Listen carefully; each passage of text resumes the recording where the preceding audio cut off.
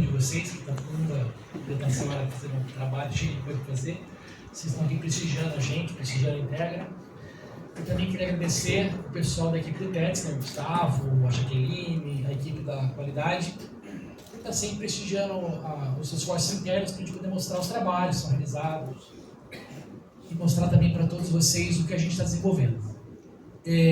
Primeiramente, gente, eu queria falar que não faria sentido a gente falar de inteligência artificial, de neurociência, se não trouxesse o Alex aqui, que é o coordenador da sala de situação, que é o que praticamente trabalha o dia inteiro com esse tipo de ferramenta. Então, por esse motivo, eu convidei para que participasse junto comigo aqui. E também está o Guilherme aqui na sala, que também trabalha com a gente nessa parte de inteligência artificial, de machine learning e da parte de soluções relacionadas à parte de inteligência, tá? Então, é um negócio rápido, são 20 minutos. E para a gente poder ganhar um pouco mais de tempo, eu vou tentar avançar nas partes técnicas e poder trabalhar mais a parte de exemplos, tá bom? Primeiramente, o assunto colocado foi neurociência e inteligência artificial. Por que foi colocado esse assunto dessa maneira assim, colocando esses dois aspectos? A neurociência são os estudos que envolvem o cérebro, ele envolve toda a questão neurofisiológica, neuroanatômica, neuromorfológica, neurohistológica, de como é o desenho do nosso cérebro. E a partir do desenho do nosso cérebro, a partir do desenho das características que nós temos, nós avançamos para os desenhos da tecnologia. Como a tecnologia está copiando o nosso cérebro para que a gente consiga obter vantagens mediante isso. Não dá hoje para você falar de IA, falar de tecnologias avançadas, sem que a gente não faça um paralelo com o nosso cérebro. Como que a gente pode copiar o cérebro humano, que é algo imensamente complexo e poderoso, para o modelo das máquinas, para o modelo de ferramentas do hardware, do software, para trazer para a gente o benefício. Então, eu achei que foi muito providencial da Jaqueline, quando comentou com a gente sobre isso, trazer a neurociência junto com a IA. Então, esse é o objetivo, eu mostrar um pouco das duas partes, tá bom?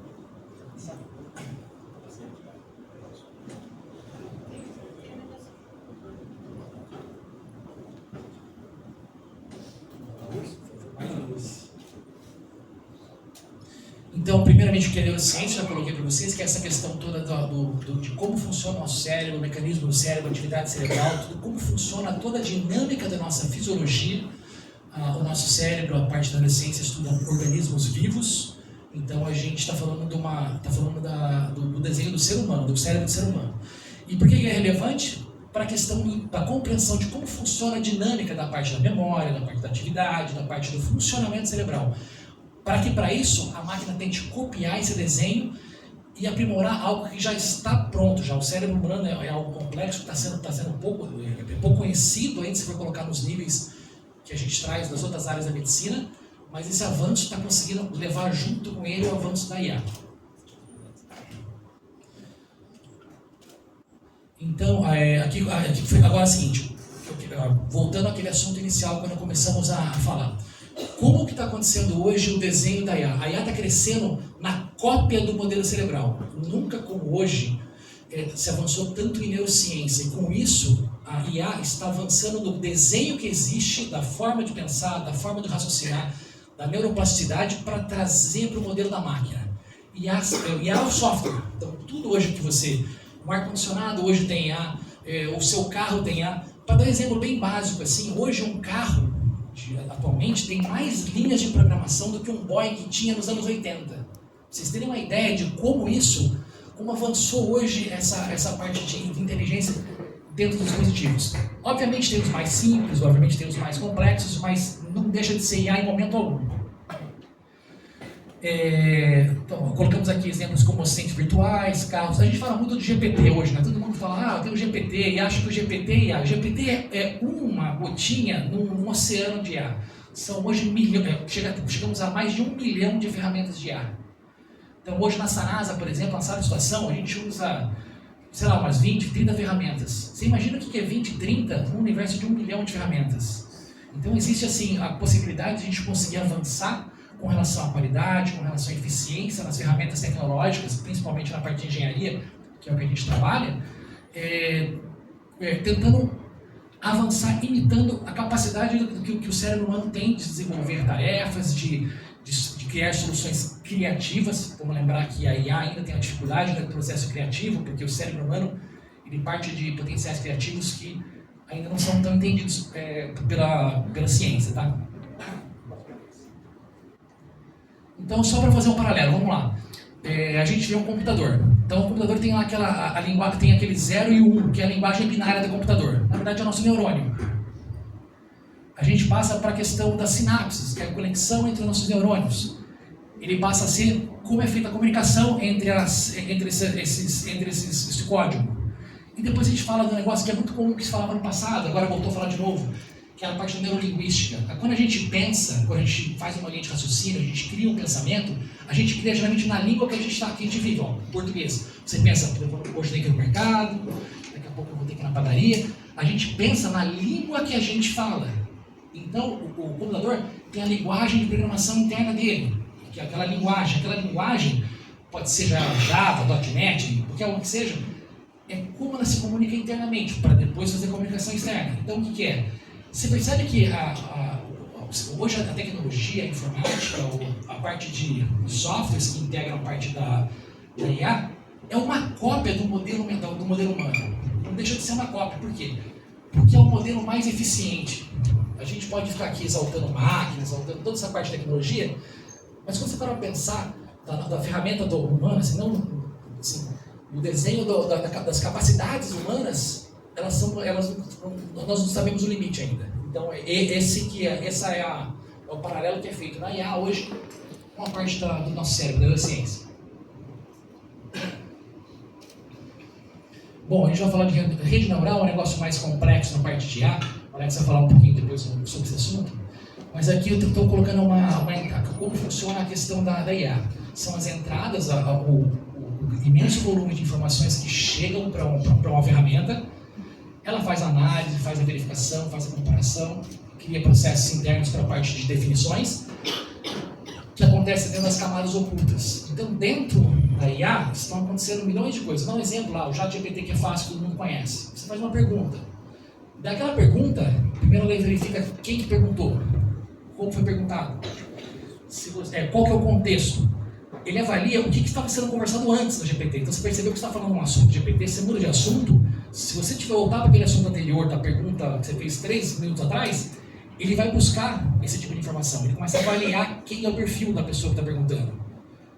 Verifica, inclusive, você coloca...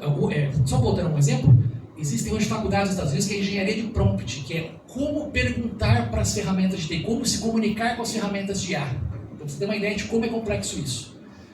Então, só voltando assim, o grau de informações que você coloca quando você faz um questionamento, quando você faz a comunicação com as ferramentas de IA, vai trazer a resposta que você quer. O grau de complexidade e a qualidade da resposta. Vou dar um exemplo bem básico. Estava fazendo um trabalho com IA, fiz algumas perguntas, começaram a surgir informações assim, mirabolantes. Eu perguntei de onde era a fonte. Daí ele falou que ele inventou aquela fonte para dar velocidade para o meu trabalho. Isso no GPT-4, tá? Ele criou a informação para...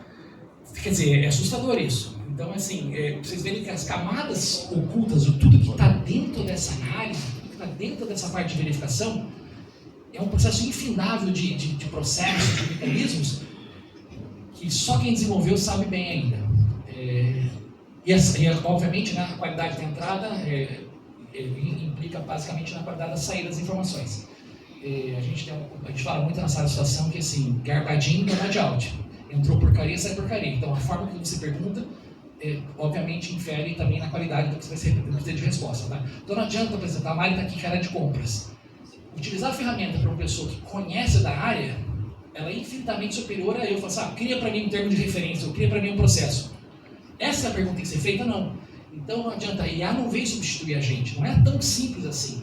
A IA veio, para quem conhece, para quem busca conhecimento, auxiliar os processos nossos. Isso está acontecendo muito no saneamento, está acontecendo na medicina, está acontecendo em todas as áreas.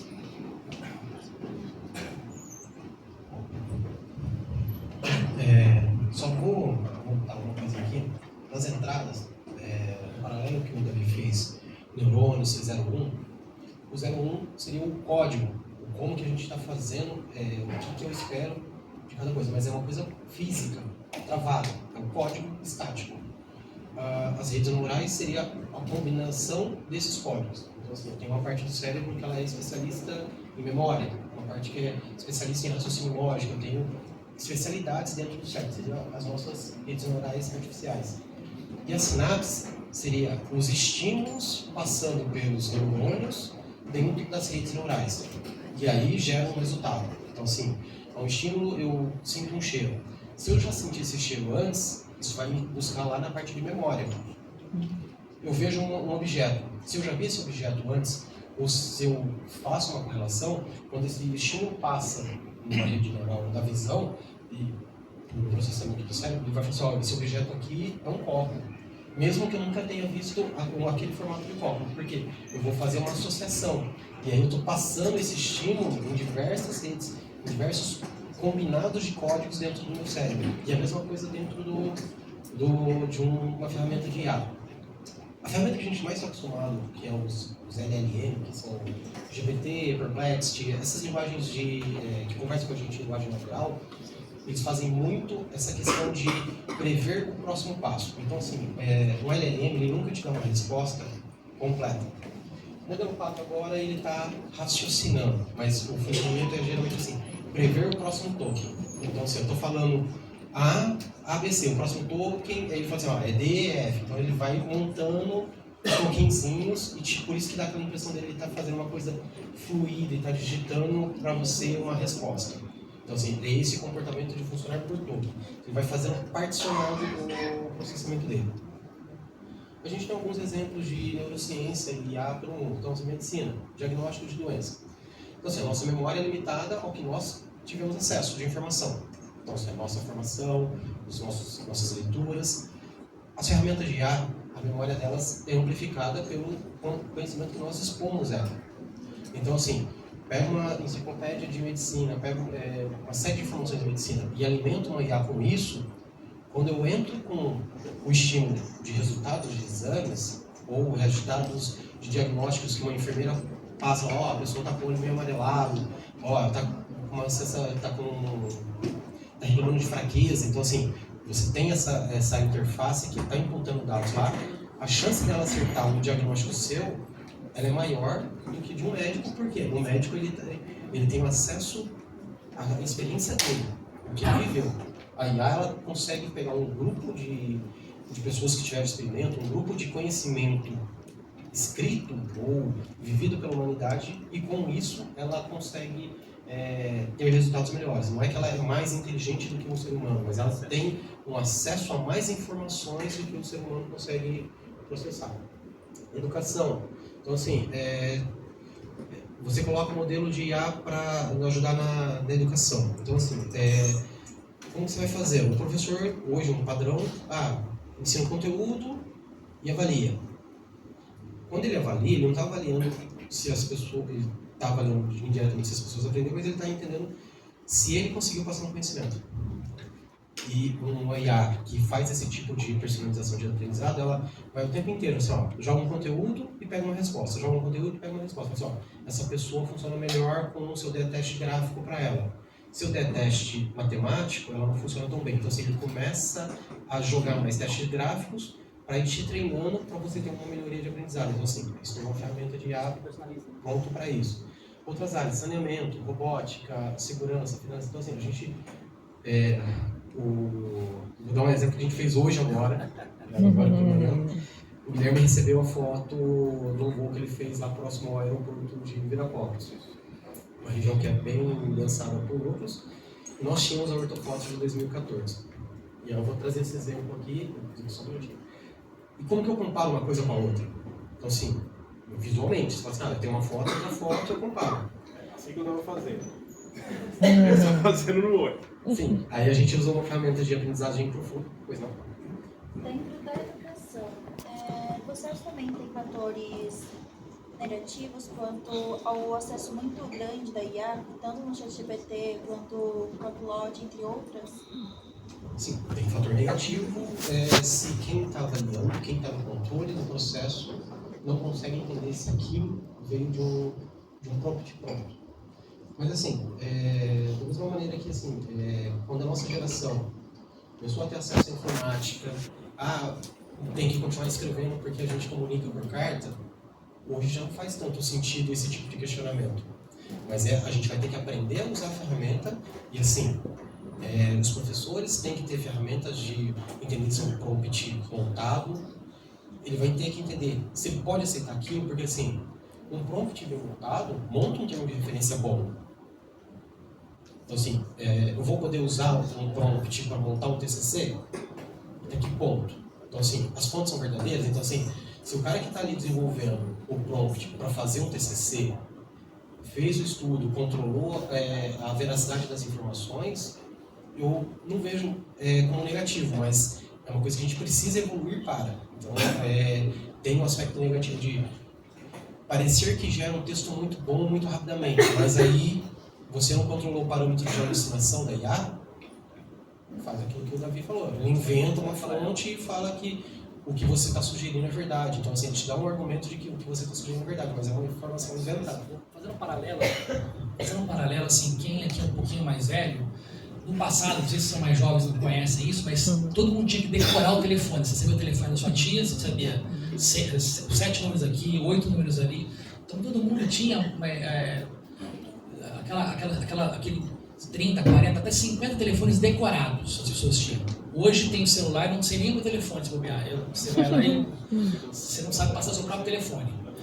Mas o que ponto que eu quero chegar? Só que antigamente também o nosso grupo de amizades ele era muito menor. A gente tinha uma realidade muito diferente. Você tinha aquelas 50, 60 pessoas que tinham convívio. Hoje você tem por causa de rede social, por causa da questão dessa questão da maior integração e maior socialização, a gente tem hoje uma gama gigantesca de contatos. Então, o que eu quero chegar nesse, qual é o ponto que eu quero chegar? O desenvolvimento das ferramentas de tecnologia, incluindo a IA, ela vem acompanhando o desenvolvimento humano também. Então, assim, a gente deixa de se preocupar com algumas coisas que faziam parte do nosso passado e passamos a nos preocupar com outras ferramentas. Quando veio a IA para a educação, por exemplo, hoje ela está conseguindo direcionar o aprendizado. Tem gente que aprende no exemplo, tem gente que aprende ouvindo, tem gente que aprende fazendo. E rapidamente as ferramentas elas começam a ler a característica da pessoa e começam a trabalhar com o que gera mais eficiência mediante a análise do padrão de respostas. Então a gente consegue hoje avançar nisso. E as crianças de hoje, que estão crescendo hoje com essas tecnologias, elas já têm uma linha de raciocínio, uma forma de pensar diferente de quem nasceu nos anos 80, nos anos 70. Então é diferente. Então, assim, a pergunta ela é positiva ou negativa? Assim como o telefone hoje, a gente não decora mais nada, perdemos aquela parte de decorar telefonema, telefones, mas a gente ampliou a parte social, também a IA também tem isso. Tem coisas que a gente vai perder, tem fatores negativos e tem fatores positivos. E só fazendo o último paralelo, assim, existe também hoje a contra-IA. Hoje as grandes universidades americanas, por exemplo, não sabem quando foi escrito por IA e quando não foi. Mesmo que existem ferramentas para você fazer o seguinte, você faz um GPT e fala assim, tem uma ferramenta chamada Humanize. Você põe no GPT, sai a sua informação, você entra no Humanize, faz virar aparecer na sua comunicação e mesmo assim as ferramentas anti-IA pegam isso, tá? Então hoje é difícil você conseguir escapar de uma análise profunda por quem conhece e quem trabalha com a ferramenta. Outra questão que é importante a gente falar, primeira coisa, desafio de ferramentas de IA. E a foto? O que vocês estavam falando da foto? Deixa eu abrir já então, vai. Ele vai abrir a foto aqui do trabalho que a gente fez agora, faz 10 minutos que a gente fez essa ferramenta, esse trabalho. Só voltando a parte da medicina, só um paralelo a isso, hoje no estado do Alabama, nos Estados Unidos, eles usam a ferramenta Watson da IBM para a parte de diagnóstico de doenças. O erro médico que existia na medicina no estado do Alabama era na casa de 6,5% até 7%. Hoje, com a ferramenta Watson de IA, o diagnóstico ele tem um erro de 0,4%. Então você vê a qualidade e a velocidade com que você consegue fazer diagnósticos. Daí, hoje tem um movimento muito forte na Alabama das enfermeiras dizendo as enfermeiras não deixaram de existir, mas os médicos vão diminuir a função dele no processo de diagnósticos. Bom, acho que para quem já teve acesso a ortofoto, levantamento aéreo de 2014, é esse cara aqui. Ele foi feito uma foto que representa um dia específico lá no ano de 2014. É uma região que a gente sabe que teve uma evolução muito grande de núcleos, de ocupação sobre a área de terceiros. E a gente falou, preciso fazer um mapeamento. Então a EURI fez um trabalho de levantamento aéreo para ver a situação do hoje. E isso aqui, gente, Dentro de 2014, teve um trabalho de vetorização das edificações naquela época. Então, assim, essa é a situação que a gente montou em 2014. Essa é a foto de 2024. Aí você fala assim, é sensível que aumentou. Mas onde? Quantas edificações? Como? É isso que as pessoas, os nossos gestores querem ver a resposta. O nosso trabalho precisa dessas respostas. Como que eu verifico isso? Aí a gente usou uma ferramenta de Deep Learning que ele identificou todas as edificações nesse local. Então, assim, eu passo alguns parâmetros para ela. Ela falou assim, baseado nessa foto sua de 2024, eu tenho essas edificações. E aí a gente usa uma ferramenta de GIS, então assim, tudo misturado. GIS, inteligência artificial. Eu tenho os verdinhos de Blur, os verdinhos 2014, e o que a gente consegue ver em amarelo é o que cresceu em 2024. Então assim, eu já tenho visualmente uma resposta. Esses em amarelo são vetores. Então, o pessoal que está acostumado em GIS, eu consigo subtrair um vetor amarelo de um vetor verde? Sim. Eu consigo saber qual é a área que eu tinha em 2014? Sim. Isso é geoprocessamento. Todo mundo está acostumado com isso. Mas o Deep Learning, o aprendimento profundo de máquina, conseguiu identificar uma foto de 2024 rapidamente quais são os vetores de edificações atual. E com isso eu consigo fazer trabalho de planejamento, trabalho de cadastro, eu consigo fazer novos trabalhos a partir dessa planta.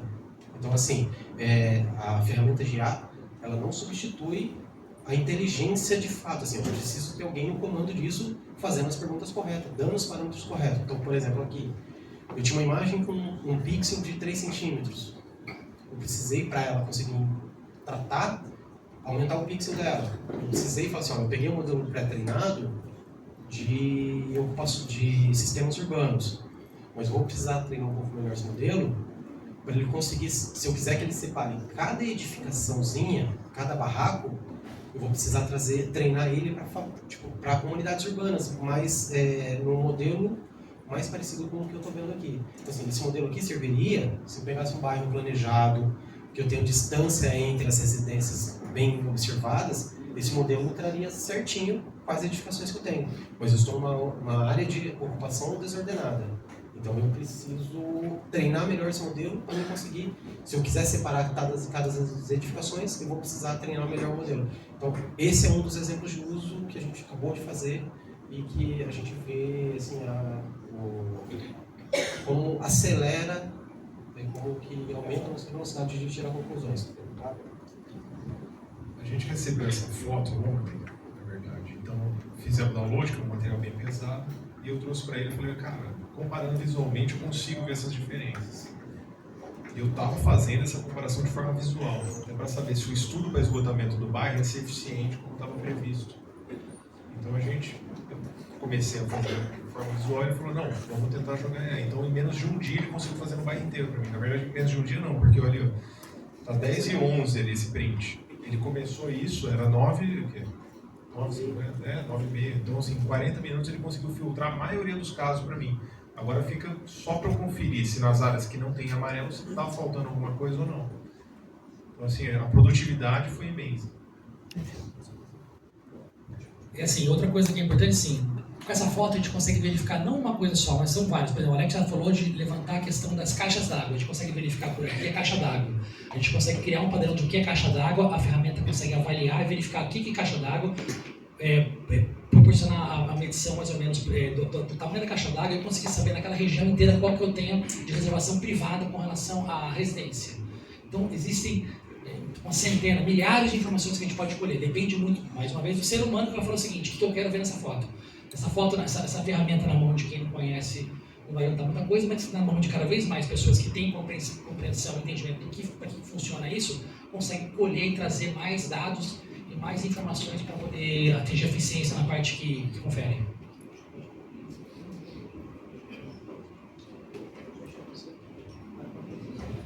Bom, a gente está falando agora com relação aos desafios da IA. A IA foi cunhada pela primeira vez em 1943, durante a Segunda Guerra Mundial, falaram pela primeira vez da IA. E a IA avançou bastante até os anos 50, comecinho dos anos 60.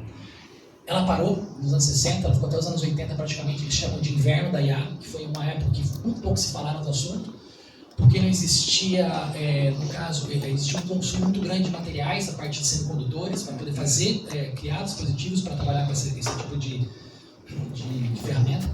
Então, trazendo um paralelo, o nosso cérebro ele é muito eficiente e as máquinas, se comparado a eles, tem muito baixa eficiência. Então, obviamente, nós estamos conseguindo avançar nessa parte de eficiência. Todo mundo está acompanhando a televisão, aí tem uma empresa chamada NVIDIA, que está subindo sem parar no mercado financeiro mundial. Por quê? Porque ela trabalha só com IA, então está conseguindo trazer cada vez mais eficiência, com menos consumo de energia, com menos consumo de insumos. A questão ainda a IA está muito longe de replicar modelos a partir de criatividade, de simulações de emoções. Então, hoje a gente tem todos esses modelos a parte de entendimento de emoção ainda sendo escrito por parte de algoritmo. Então, você coloca ainda o que é um sorriso sarcástico, o que é um sorriso de alegria. A máquina não tem essa capacidade que nós temos humanos ainda de fazer com tal precisão. Então, existe toda uma questão que está sendo desenvolvida algoritmos a parte de aprendizado da máquina para ela conseguir fazer esse tipo de análise. Então, está um pouco longe ainda. E por último, e até mais importante, a questão da ética ainda, né? Como é utilizado a ferramenta, como que será o mundo no futuro com a IA, passando principalmente pelos desafios éticos que nós, seres humanos, temos, né? Então, existe toda uma parte de compreensão que precisa ser feita para entender a questão da privacidade, a questão da segurança, a questão de como é feita a utilização dessas ferramentas, tá?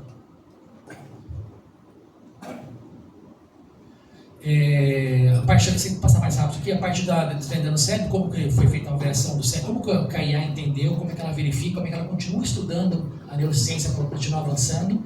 Essa parte das interfaces que são feitas com relação ao cérebro vinculado à máquina. Então, cada vez que a neurociência desenvolve alguma coisa nova, descobre algo novo, a IA vai lá e fala, opa, esse ponto, com certeza vai trazer um resultado positivo. Então, ela vai lá e copia e traz para o modelo de máquina. E está sendo usado, inclusive, hoje para poder tratar transtornos mentais, a questão toda de algumas doenças que são do trato, da questão do trato psiquiátrico, psicológico, no caso. Então, eles estão conseguindo fazer o quê? Fazer uma análise com relação a isso, já baseando na IA. Ou seja, se a IA, na verdade, é uma tentativa de uma cópia do cérebro humano, então eles estão querendo verificar quais são as desordens que são causadas para poder fazer o quê? Do final para o começo, voltar e conseguir descobrir. Isso avançou bastante na questão do Alzheimer e avançou bastante também na questão da neuroplasticidade e do entendimento da neurolinguística. Por que criança aprende tão rápido a língua, uma segunda língua, e a gente adulto tem dificuldade de aprender uma língua? Eles entenderam, hoje por IA, que a criança, por exemplo, ela aprende uma língua baseada em sinônimos.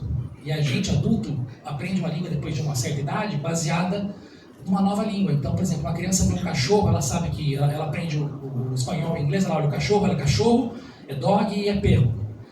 Para a gente fica convertendo a linguagem. Para a criança não, né? É um sinônimo e ela percebe que quando ela usar esse tipo de sinônimo, ela vai usar para toda a parte da verbal. Então, por que criança mais rápido? Isso foi tudo entendido com base na parte de IA. Foi entendido como é que funcionava a mente da criança, tratando essa questão de como que era feita a neuroplasticidade da linguagem. Reflexões sobre o futuro, o que o cérebro ainda pode ensinar? É uma pergunta que a IA faz bastante ainda, como que pode ser copiado do cérebro humano ainda? Quais serão os impactos na vida, né, das pessoas, cada vez maiores? A gente assusta até como tudo hoje envolve IA. Então hoje você tem IA no ar-condicionado, no seu carro, você tem IA hoje na sua casa, em todos os lugares, você tem IA na torneira do seu cachorro, você tem IA em tudo. Então, como a gente vai lidar com isso é uma coisa muito importante. E a questão da confiança nas decisões que são tomadas pela IA. Mais uma vez, o que a gente coloca é o que a gente obtém do resultado. Então, quem desenvolve, qual é a intenção da IA que está sendo desenvolvida, quem está por trás da ferramenta que está sendo desenvolvida. Então, tudo isso é muito importante. Que a gente não pode ser puritano e imaginar que todas as IAs têm o objetivo de melhorar a humanidade e facilitar toda... Não, muito pelo contrário. Tem muita coisa que não é positiva. Daí cabe mais uma vez nós humanos determinarmos o que é importante, o que é viável, o que não é, e o que está por trás disso. Então, esse é um pensamento que a gente faz. Um futuro mais inteligente e responsável.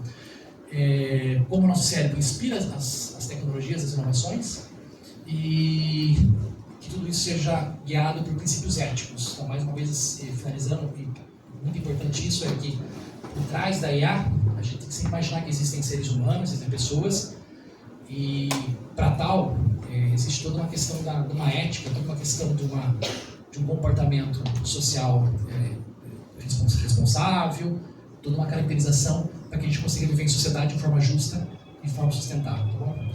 Quero agradecer a todos aqui pela presença, agradecer ao Alex aqui, o Guilherme. Tem uma perguntinha pro Davi. Como que você fez essa apresentação, Davi? Não, só para você ter uma ideia do que é IA. Para não tirar, voltam aí.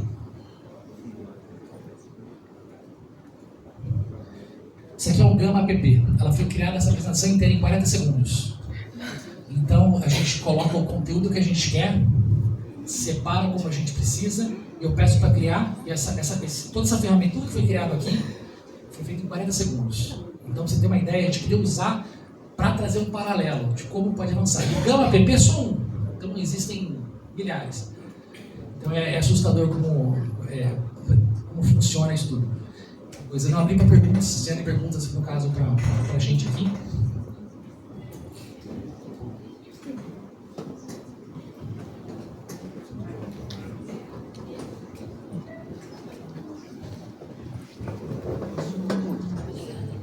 Davi, você falou da questão que você acredita que a pode tomar uma proporção, vai demorar para que ela tome uma proporção grandiosa, que venha substituir o humano.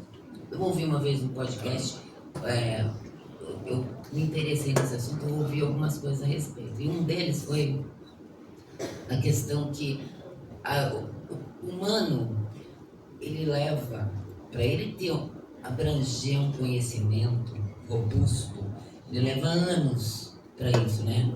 Essa janela para esse conhecimento consolidar.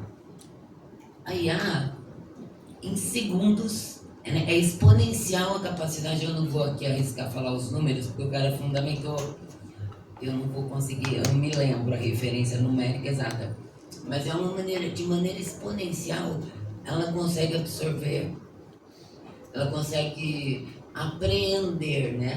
Ela apreende aquilo que ela aprende muito, infinitamente mais rápido do que a gente. E isso também pode se sofisticar na questão criativa, sensível, que muitos acreditam que não chega aí, né? Que isso é uma capacidade exclusivamente humana. Mas justamente por conhecer a questão cerebral, a plasticidade cerebral, como que capta isso, ela também sim é capaz de simular essa questão de sensibilidade, de criatividade. Então, o meu questionamento é uma pergunta que não quer calar, né? Que a gente fica intrigado de fato até que ponto o homem poderá ser substituído pela máquina. Qual que é o seu prognóstico? Como que você vê isso dentro desse cenário todo, dessa questão de aprendizagem e de condições de simular até a questão emotiva, emocional? Enquanto eu vou, deixa eu fazer um comentário. A apresentação foi feita em 40 segundos, mas o prompt dele eu sei que não foi isso. Não, o conteúdo demorou um pouquinho mais, pelo amor de Deus. É o seguinte, essa é uma pergunta que é feita em grande escala, todo mundo até que ponto pode chegar a IA e como seremos substituídos. Mas existe uma questão de recursos naturais, existe uma questão também da questão energética. Porque assim, a gente está enfrentando hoje uma fase na humanidade que a gente tem a questão da questão energética, uma dificuldade que nós temos, e IA consome muita energia. E temos também a questão dos dispositivos eletrônicos, e a gente tem um problema com relação a semicondutores, que é praticamente a base que você faz das placas. Então a gente tem uma dificuldade também na questão dos semicondutores, as empresas taiwanesas que estão dominando o mercado. E a gente não tem hoje recurso suficiente para poder avançar em uma escala global. Então você analisa hoje que existem, claro, ferramentas pequenas, robozinho na sua casa e tudo mais, mas uma ferramenta simplificada, um robozinho básico hoje está na casa de $40 mil, um robô básico, com limitação muito grande com relação ao que ele faz. Então existe ainda uma questão toda de recursos naturais e principalmente energético para poder avançar numa escala global que cada um possa ter em casa um deles, com esse grau de complexidade. Então existe ainda essa questão. E só para complementar, o Elon Musk, que é um cara que trabalha bastante pesado nessa parte de inteligência, ele faz um comentário sobre isso. Ele fala que se 5% da população mundial começar a querer trabalhar nesse nível com a parte de inteligência artificial, não vai ter recurso em lugar nenhum do mundo para poder avançar, para porque não é difícil. Então, que as ferramentas de IA que sejam mais complexas caiam nas mãos de pessoas que vão, de fato, trazer algum benefício para a humanidade. E não para pessoas, não operações do dia a dia que a gente pode fazer. E a gente sabe também a questão da IA substituir o ser humano vai gerar uma escassez de mão de obra, no caso. Só que isso já está sendo compensado porque a gente vai ter um baixo grau de natalidade em muitos países. Hoje está tendo a Coreia com 0,14% de natalidade. Então, o que está acontecendo hoje, na verdade, é um reflexo, é um complemento a essa falta de mão de obra. A gente vai ter que encerrar. A Amanda cortou nosso tempo aqui. Obrigada, gente.